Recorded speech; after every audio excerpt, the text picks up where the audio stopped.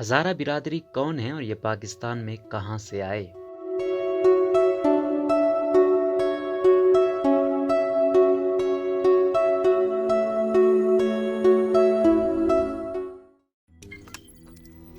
روزنامہ قدرت کی ویڈیو دیکھنے کے لیے ابھی یوٹیوب چینل پر سبسکرائب کریں اور بیل آئیکن پر بھی کلک کریں۔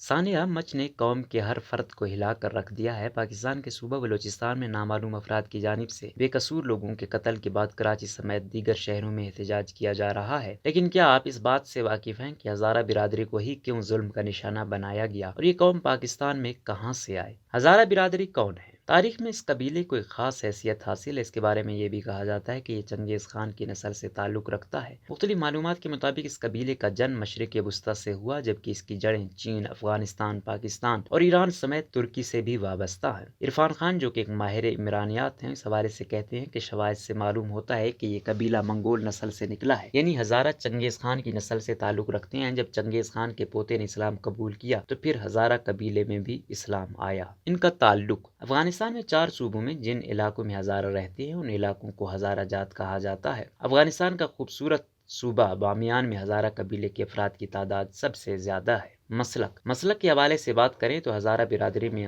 اثنا عشری، اسماعیلی اور کم تعداد میں اہل سنت مسلک سے تعلق رکھنے والوں کی بھی ہے۔ اس قبیلے کو ہزارہ کیوں کہا جاتا ہے؟ ماہر عمرانیات عرفان خان اس حوالے سے بتاتے ہیں کہ ہزارہ قبیلے والے ایک خاص جنگی حکمت عملی رکھتے ہیں۔ یہ مختلف سمتوں میں اس طرح ٹولیوں کی صورت میں نکلا کرتے تھے کہ ہر ٹولی میں سپاہیوں کی کل تعداد 1000 ہوتی تھی، جس سے ان کا نام بھی ہزارہ جات مشہور ہو گیا، جو بعد میں صرف ہزارہ رہ گیا۔ تاہم خیبر پختونخوا کے ہزارہ ڈویژن سے اس قبیلے کا کوئی تعلق نہیں۔ ہزارہ کوئٹہ میں کیوں آباد ہوئے؟ افغانستان کے حکمران امیر عبدالرحمن کے ظلم سے جان چھڑوانے کے لیے ہزارہ قبیلے کے افراد کوئٹہ کے جس علاقے میں آ کر آباد ہوئے اسے مری آباد کہا جاتا تھا، اور جو اس وقت مری قبیلے کی چراگاہیں تھیں۔ ہزارہ قبیلے نے مری قبیلے سے ایک معاہدے کے تحت یہ علاقہ لیز پر لیا۔ اس معاہدے کو عملی شکل دینے میں اس وقت حکمران انگریزوں نے مدد کی۔ ہزارہ قبیلہ ہی نشانے پر کیوں؟ مختلف ماہرین کے مطابق اس قبیلے کے افراد کو نشانہ بنانے میں افغانستان کے فرمانروا امیر عبدالرحمن کو انگریزوں کی حمایت حاصل تھی۔ اس کے باوجود جب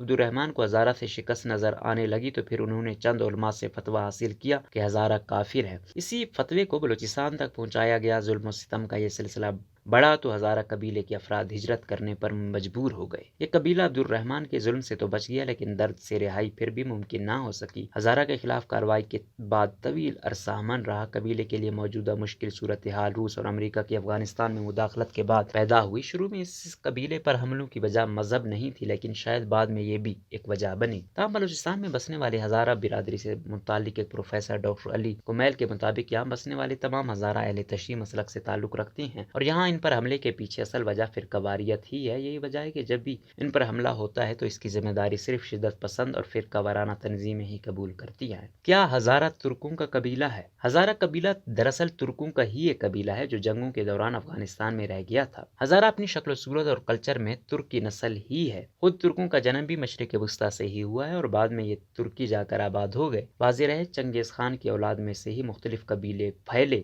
کچھ منگول ہیں، کچھ مغل کہلاتے ہیں۔